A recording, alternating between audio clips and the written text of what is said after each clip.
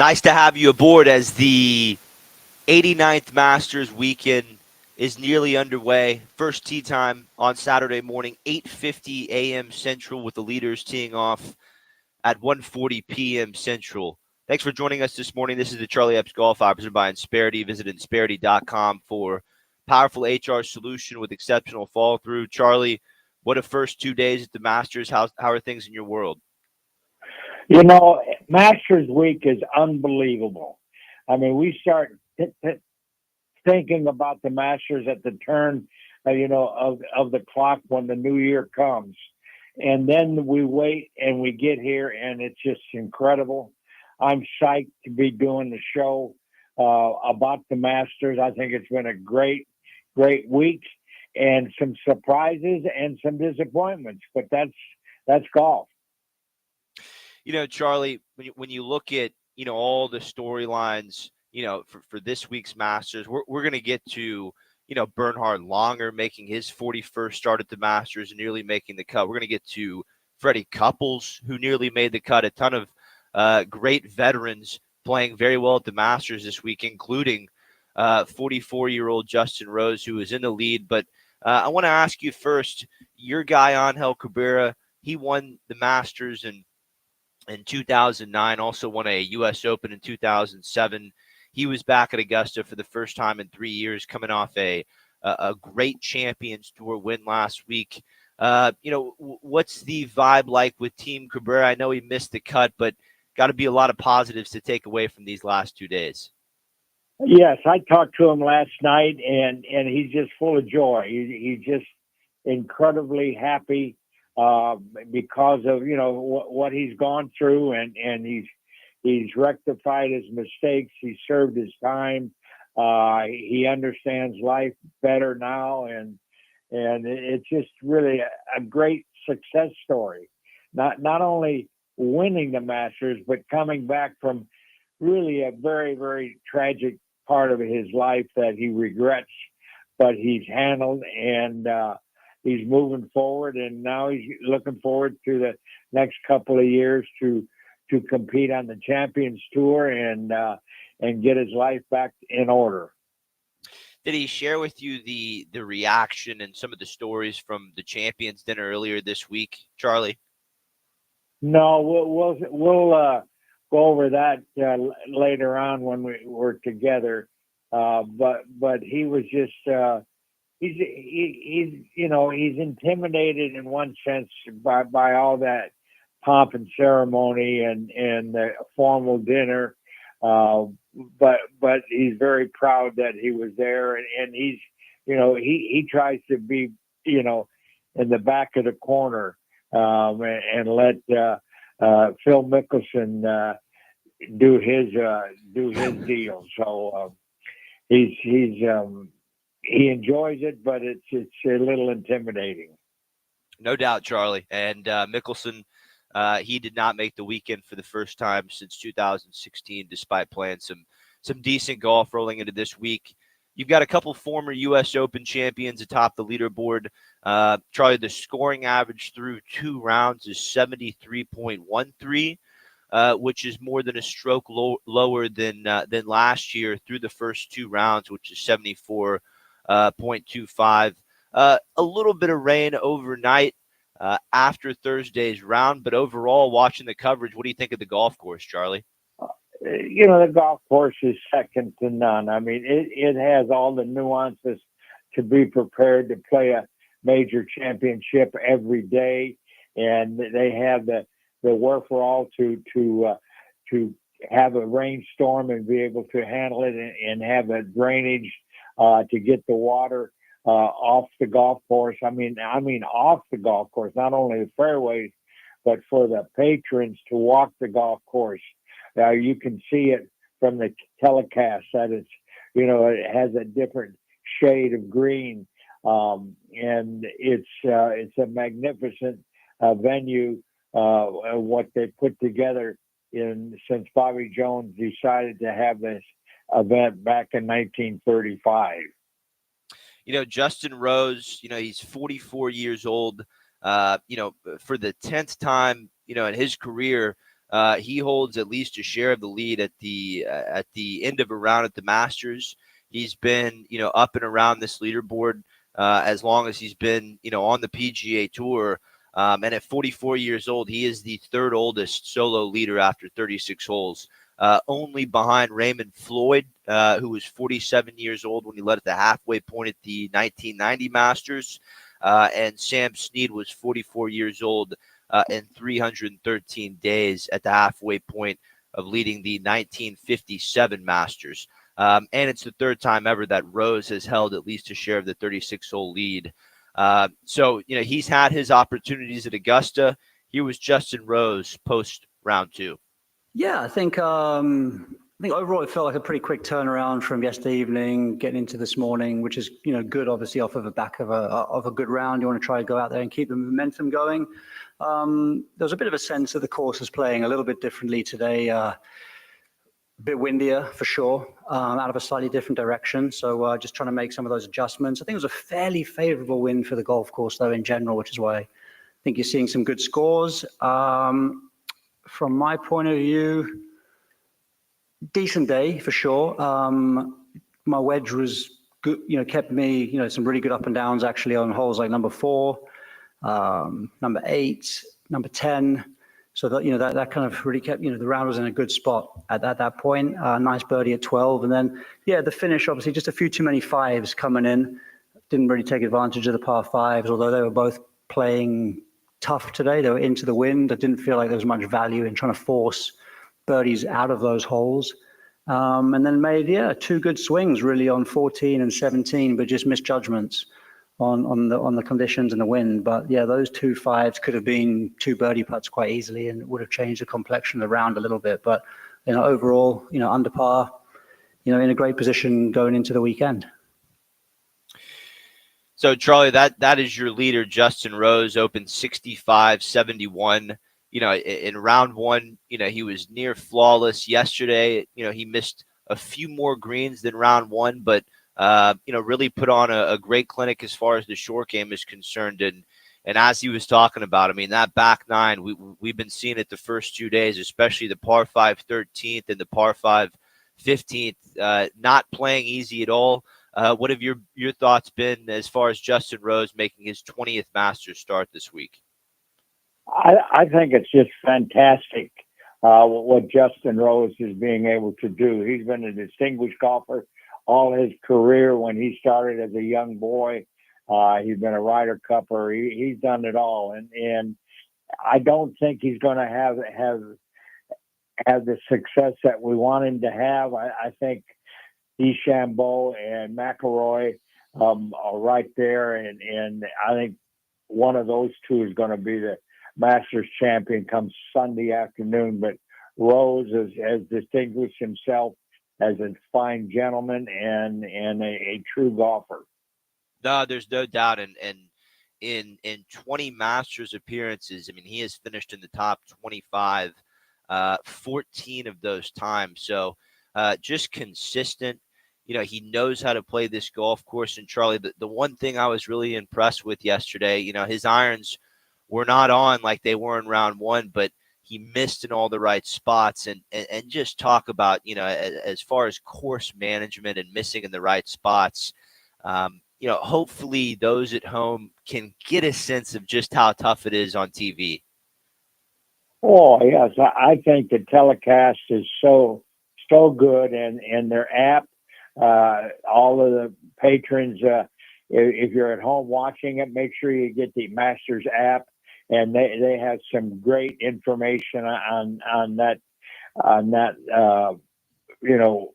telecast, and you can watch certain players, and you just got to get a feel for the wind. I think the wind is the thing that's going to determine a lot of the success of these players. When the wind is strong, but it's gusting, and so they've got to wait out that gust. It's kind of like a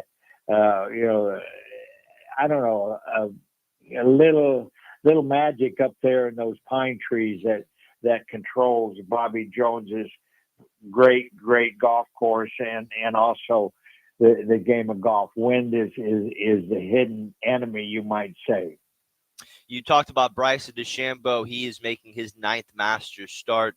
Remember, 2016, he was the low amateur in his first appearance here. He led after 18 holes at the 16 Masters with an opening round 65. He's back this year. Opened 69, 68 the first 2 days at 8 under.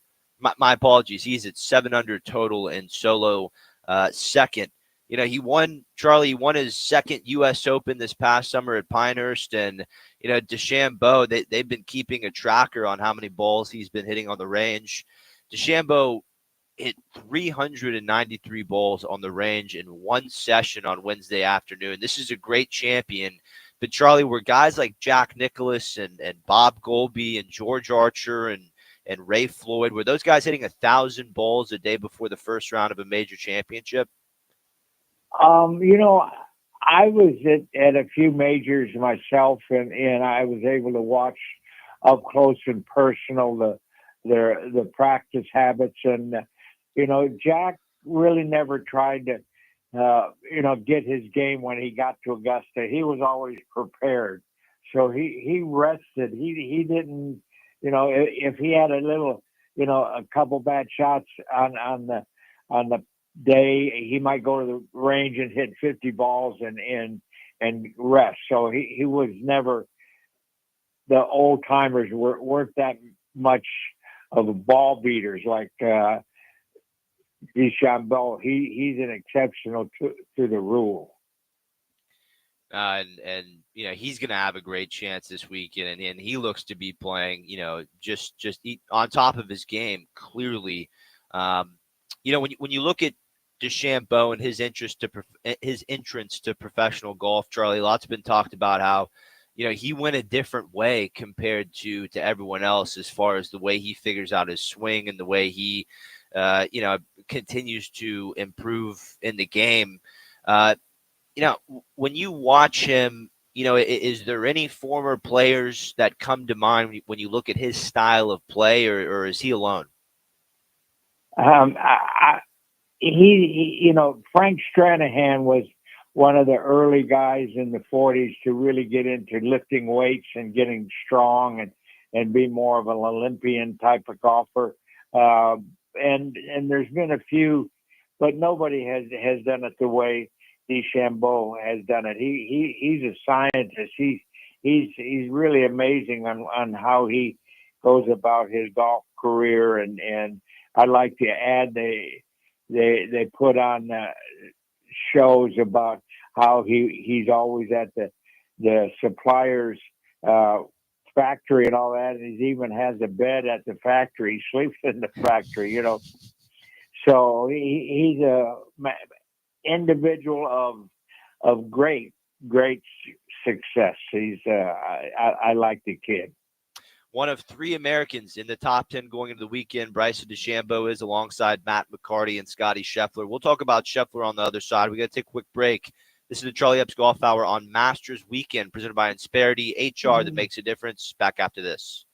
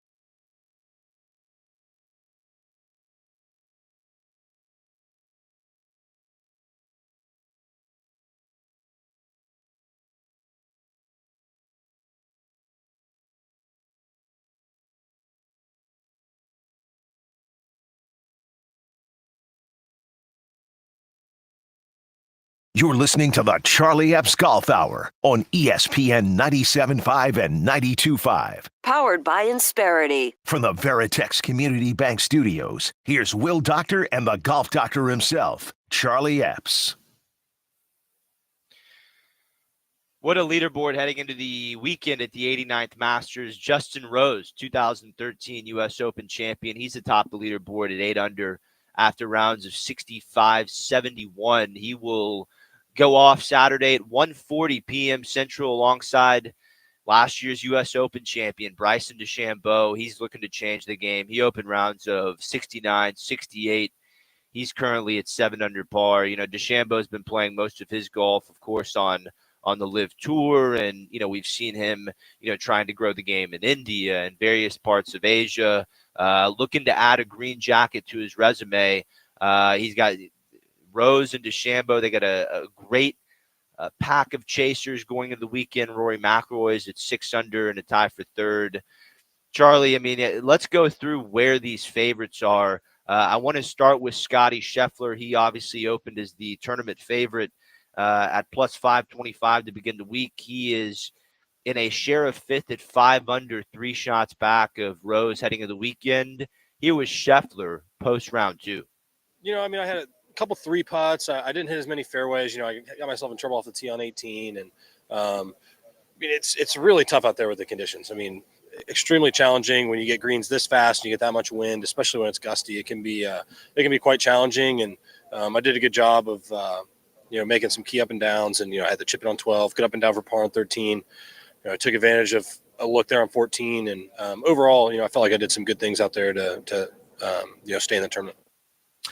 So, Charlie, about as, you know, in round 1 for Scheffler, you know, he shot 68 and what was, you know, really, I don't want to say easy because it's Augusta National and nothing's easy, but, you know, in round 1 for Scheffler, 4 birdies, no bogeys, very effortless 68 yesterday.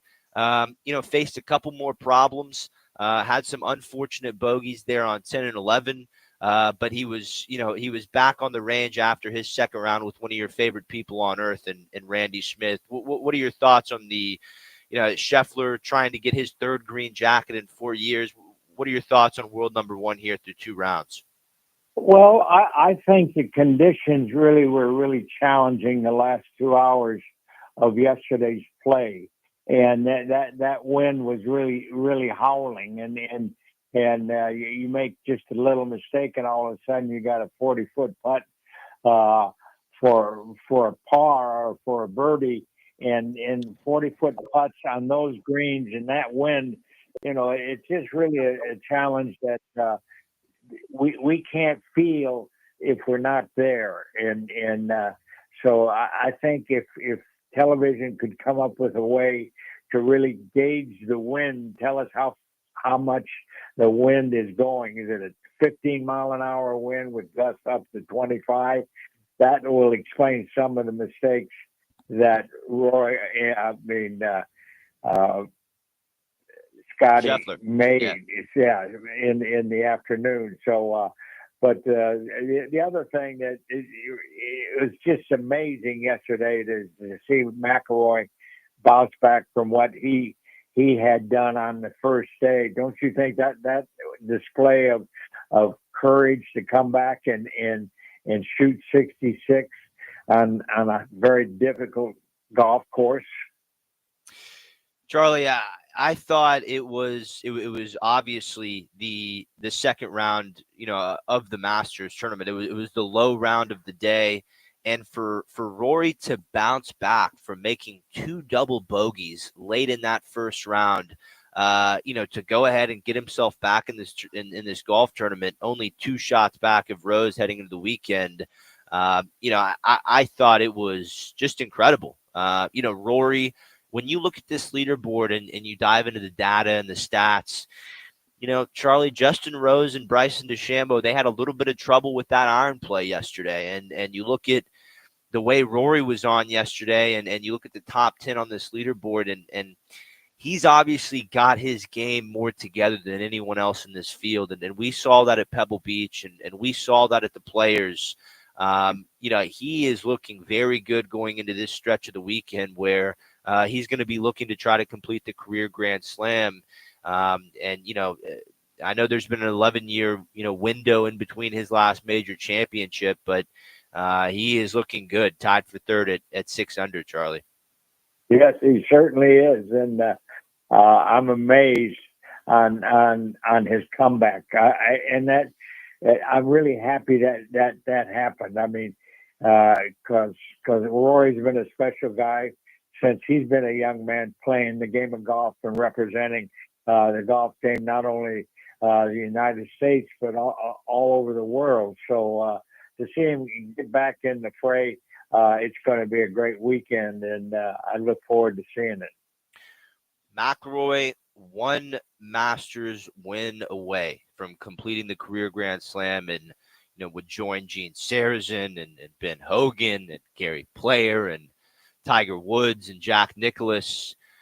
He has been there at Augusta from 2014 to 2022. He's finished inside the top 10 7 of his 9 starts, so including a runner-up in 2022. I think Rory, when you look at the last 5 years, he's more on top of his game from tee to green than any other year. He doesn't really have a weakness. Charlie, sometimes the driver can go astray accuracy-wise at certain points through this year, but he's got a great gauge of where to miss it around this golf course. Isn't that one of the most important things? I mean, Scheffler talks about it a lot off the tee. You don't have to be perfect, but you have to know where to miss it, Charlie. Yeah, and that's kind of an oxymoron, but basically, you're going to play to the wide side of the golf course. You're going to play away from the water hazard. You're going to play away from the shot that's going to, make a double bogey. And these guys are really, really on top of their game. The ones that have won the Masters, that have won the millions of dollars, and it's good to see the good players on the leaderboard because they're so talented and so disciplined in their craft. 100%, Charlie. Well said. That is so. We went through as far as where the favorites, went through where Scheffler is, went through where McIlroy is. Charlie, the third favorite rolling into this week was Jon Rahm. He is in a tie for 30th at 2 over. And once again, like rolling into the last Masters, Jon Rahm has been playing well on Live Golf. A lot of people had picked him. And I don't want to make it a Live issue in general because you have Bryson DeChambeau there playing very well. Tyrrell Hatton is at 5 under in a tie for 5th. He's had a good start to this weekend. But in Jon Rahm's case, Charlie, since he signed with Live before last year's Masters, he has had a tough time at the major championships. Did you get a chance to watch Rahm at all through the first 2 days? Yes, and I understand what his problem is. He's not playing as much golf as he used to, so he's not sharp. And he knows it, and all the players know that if you're going to play the PGA Tour, you're going to play 20 to 25 tournaments a year, and you're going to play 72 holes. So the reps, like Tiger always said, all he needs is repetition. Well, you can't have repetition if you're not playing the golf courses that the PGA Tour is. So I think that's his problem going into this weekend. Charlie, I thought the Live golfers were fairly prepared going into this weekend, playing Doral last week in their final run-up to Augusta. When you compare those two run-ups, the PGA Tour has the Texas swing here, in Houston and in San Antonio, and Live, they went to Doral the week before Augusta. Does Doral simulate Augusta at all, like Memorial Park and the Oaks course at TPC San Antonio? Well, Doral is a special golf course, and it's had champions, play there. And yes, it used to have a PGA Tour.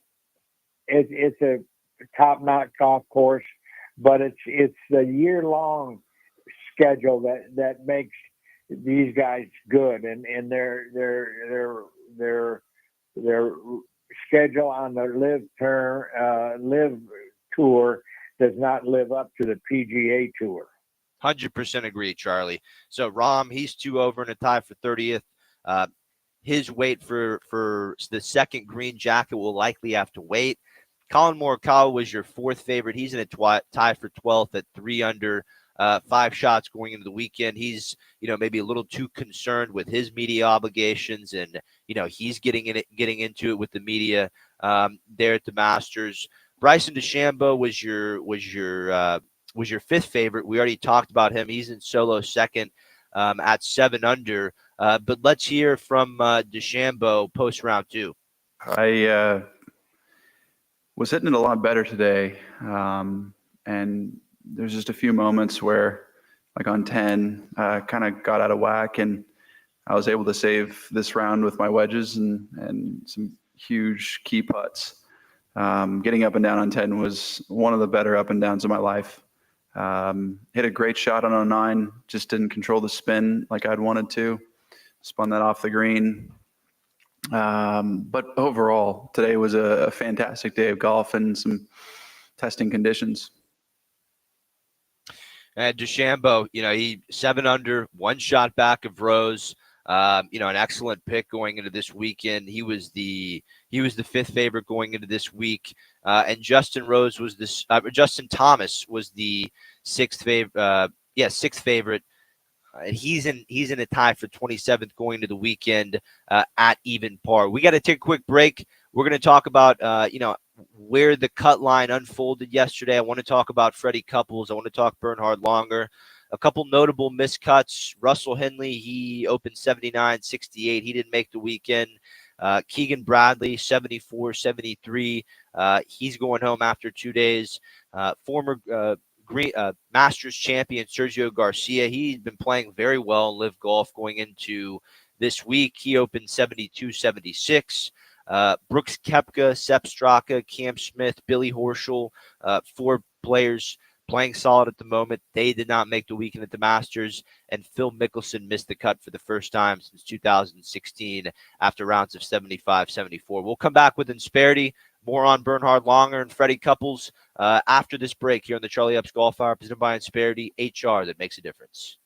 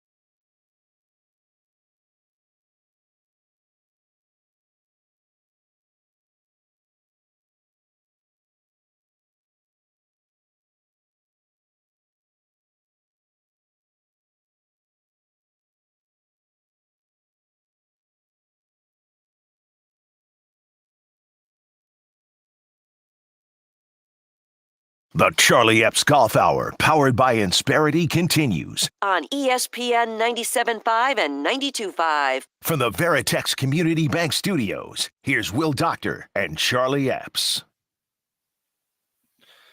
Charlie, it was an absolute privilege to watch the great Bernhard Langer the last 2 days, making his 41st and final start at the Masters. What a champion he is. Won the green jacket in 1985 and then again in 1993. And, fans, might be a little disappointed to not being able to watch Langer at the Masters anymore. But I'll tell you a place that they can watch him here in a couple weeks. That's the Insperity Invitational, April 28th to May 4th at the Woodlands Country Club tournament course. And what a rich history Langer has with that tournament, winning his, two of his first four Champions Tour wins coming, there in the Woodlands. At that time, it was called the Administaff Small Business Classic.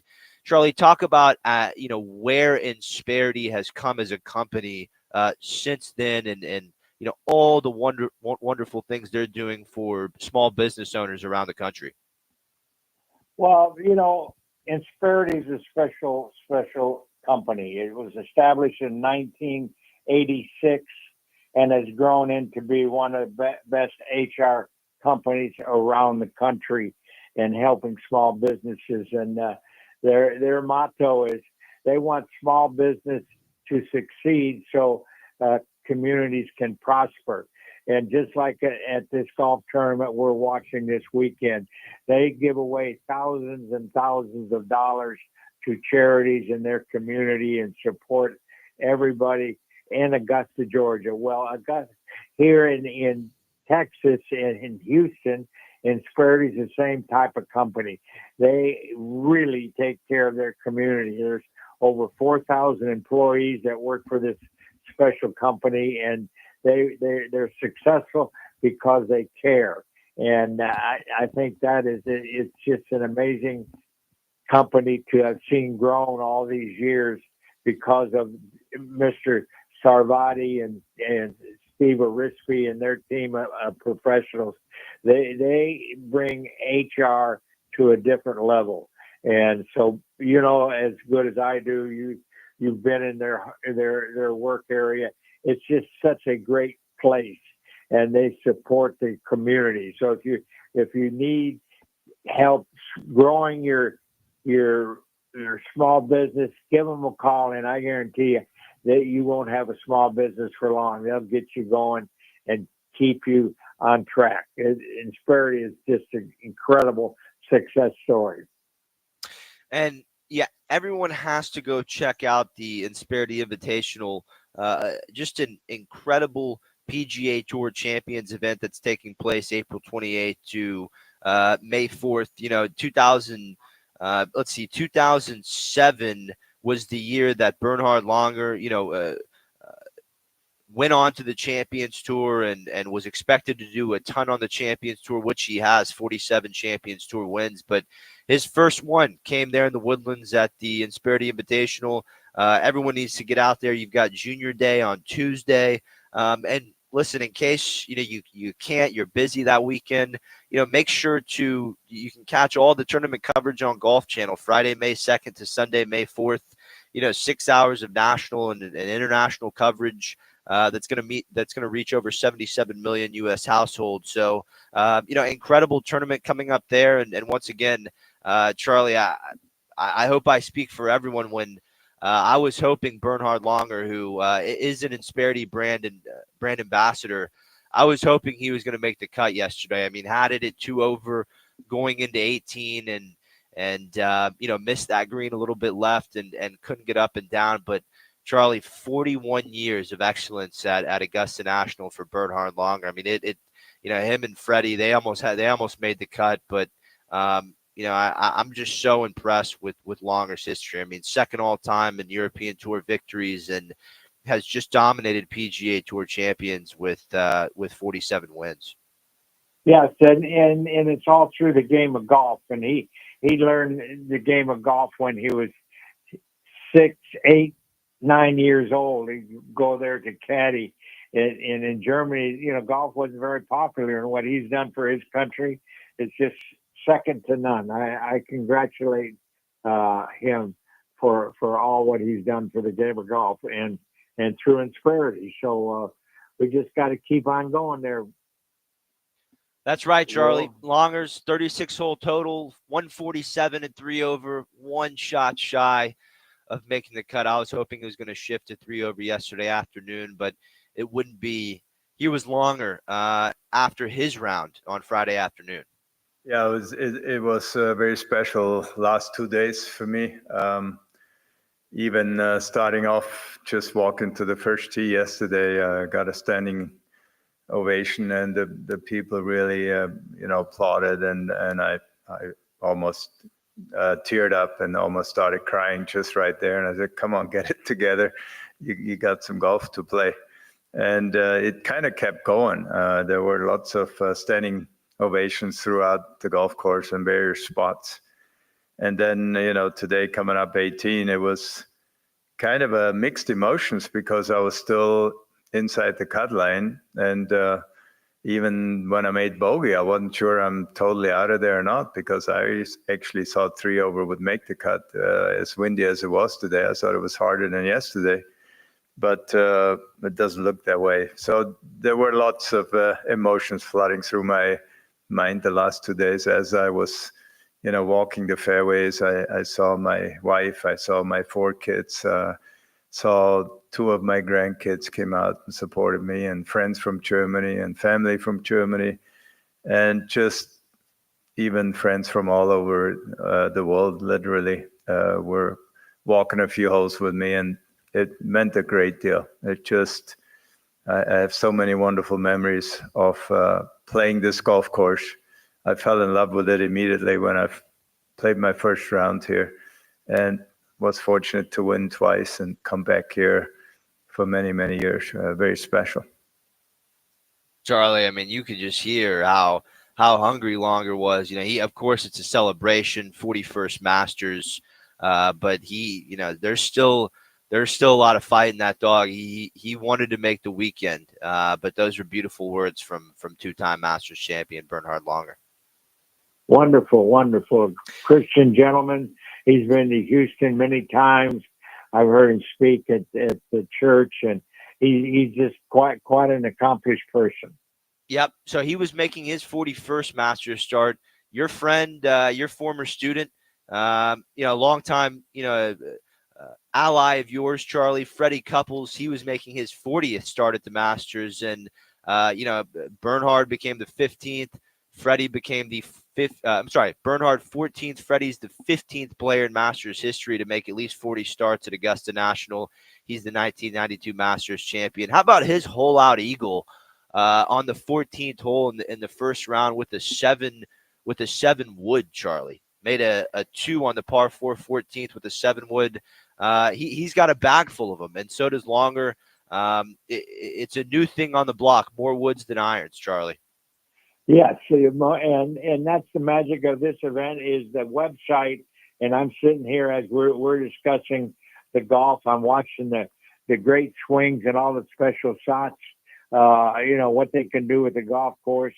I mean, with the golf club is unbelievable, because that golf ball doesn't listen to you unless you're really good. So anyway, we're going to have a great weekend. Yeah, we got a question here. Rodolfo Natascasita. Charlie, there's only 3 Americans in the top 10 on the leaderboard. Any coincidence? What's going on there? Rodolfo wants to know.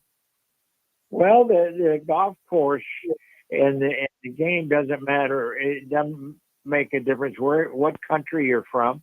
It's just the people that execute, and it's European golf has thrived because it's joined the PGA Tour and all these Bernhard Longer and on and on and on. The Europeans, yep. Cabrera. Cabrera, from Latin America, and what this means to the Ryder Cup. It's not surprising that the United States hasn't won a Ryder Cup in a blue moon. So golf is it's a game that doesn't distinguish.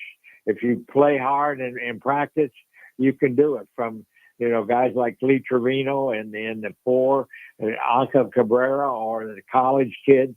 The game is fascinating. And it's a good point. It's the lowest amount of Americans in the top 10 on the leaderboard after 36 holes since 2022. Since 2002, when Tiger, Chris DeMarco, and Phil Mickelson were the only Americans in the top 10 after 36 holes. I'm sure that will, that will adjust. I'm sure there's really no reason to that. I mean, you still look at, Scotty Scheffler and Bryson DeChambeau and, Matt McCarty's a name that, not a lot of people know a whole lot about him, but McCarty, he just came off the Korn Ferry Tour last year, winning 3 times and won pretty immediately on the PGA Tour at the Black Desert Championship in the fall. So, I do think, what a weekend we have ahead as far as who could be crowned the 89th Masters champion. Justin Rose, Bryson DeChambeau, Rory McIlroy, Scotty Scheffler, all atop of this leaderboard going into the weekend. On the other side, we'll hear more from Justin Rose and Bryson DeChambeau on the Charlie Epps Golf Hour, presented by Insperity, HR that makes a difference. Back after this.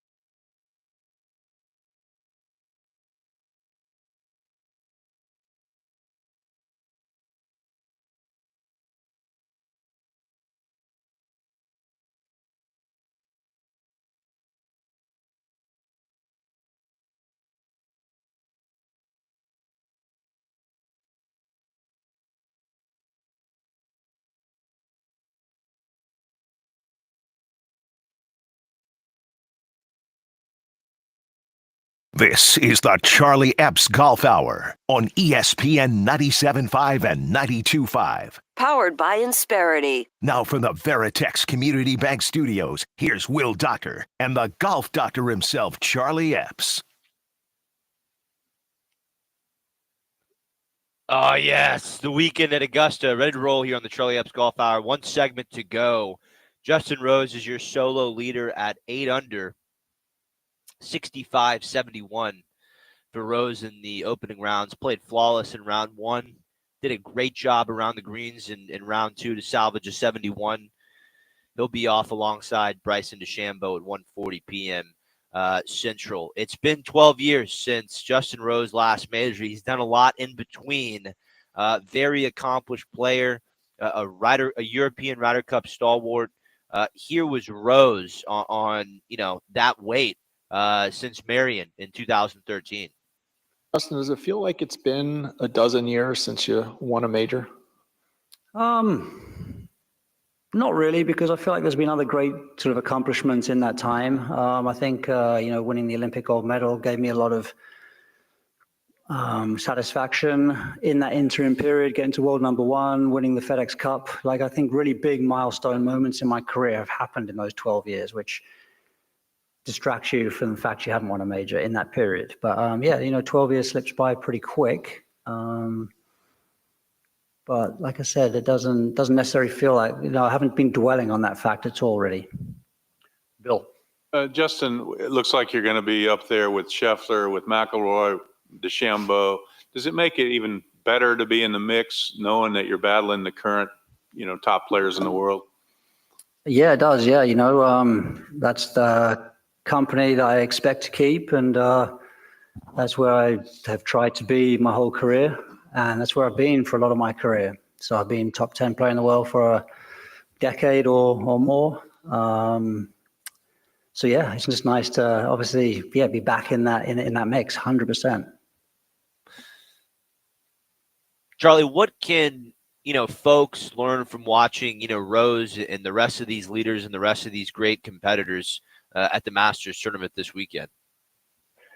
Well, the talent is very evident.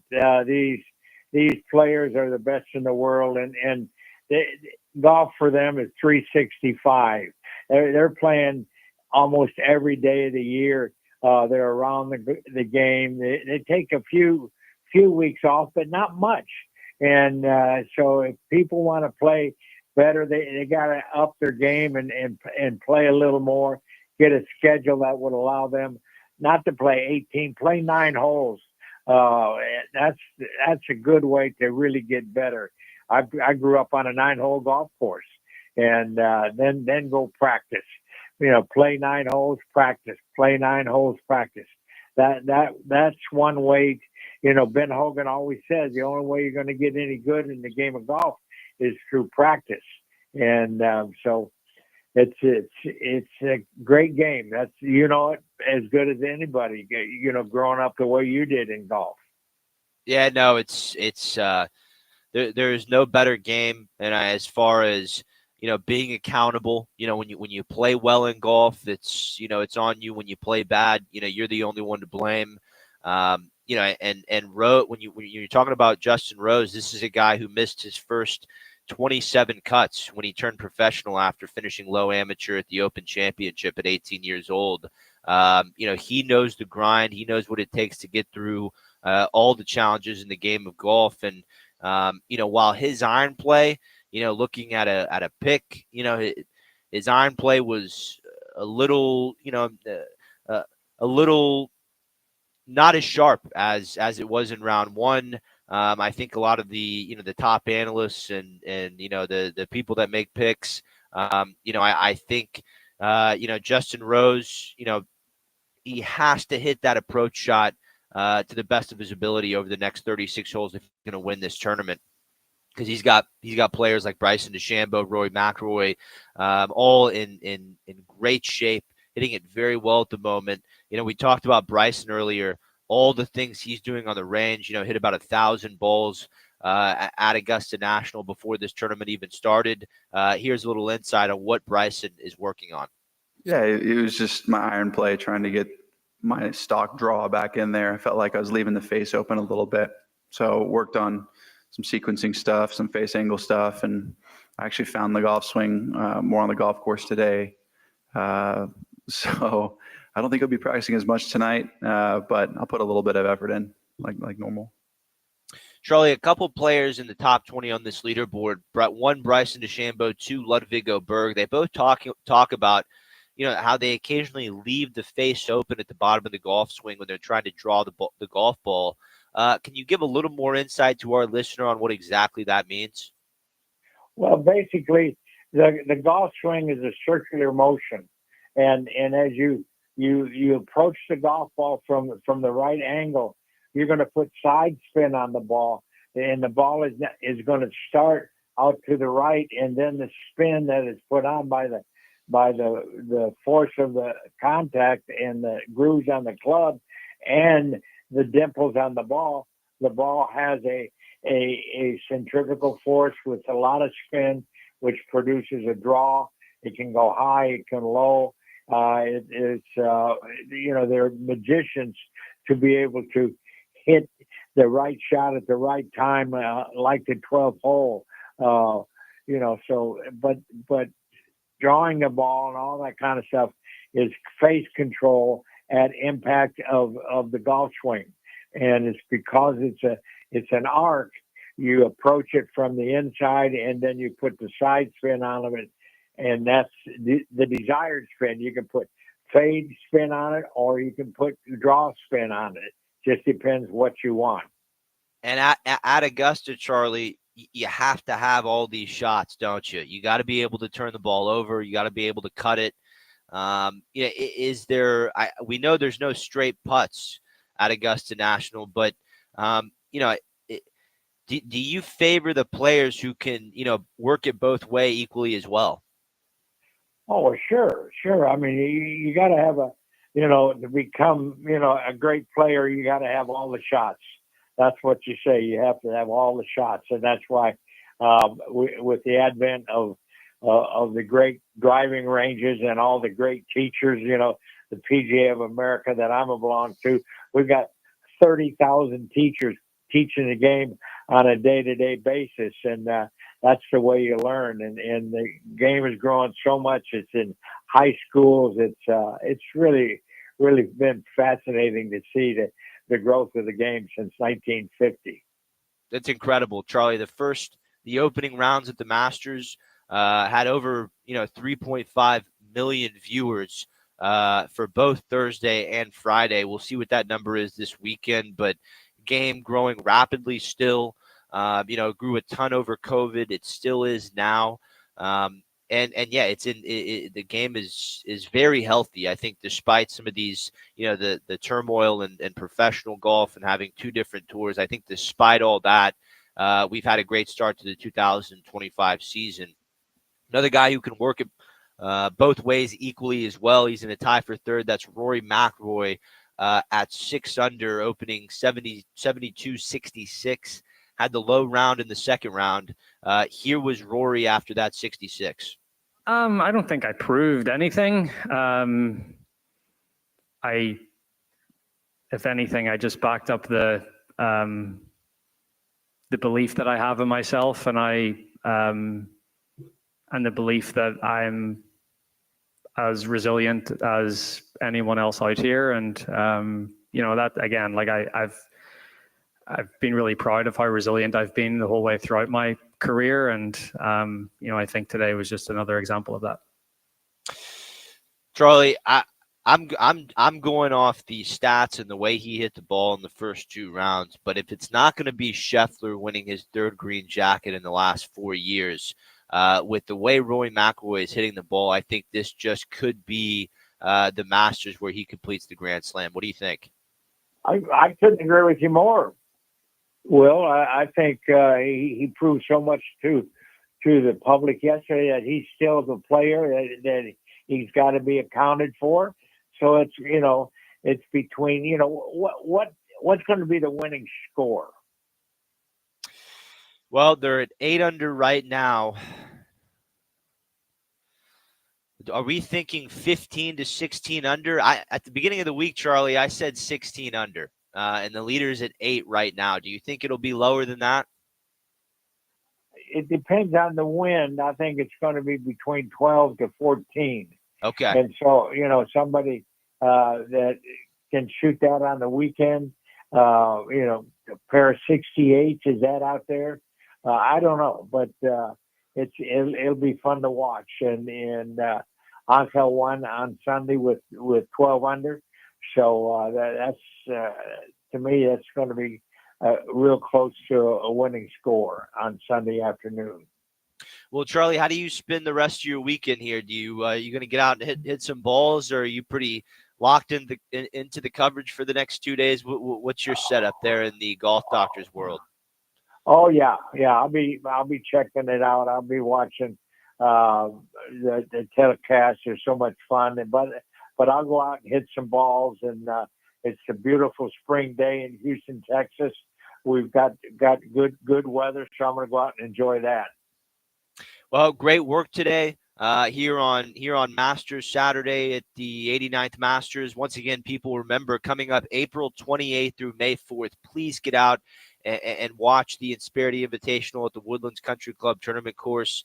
Once again, all these great legends that you were able to watch yesterday afternoon as the cut line came to a crescendo at 2 over. Bernhard Langer, Freddie Couples, Vijay Singh, who unfortunately withdrew before the week started. Field was cut to 95 this week, but all those great legends you can get out and watch right here in Texas, the Woodlands Country Club tournament course, April 28th through May 4th at the Insperity Invitational, as well as the great legends of the game who, hit the ceremonial first tee shot at the Masters this week.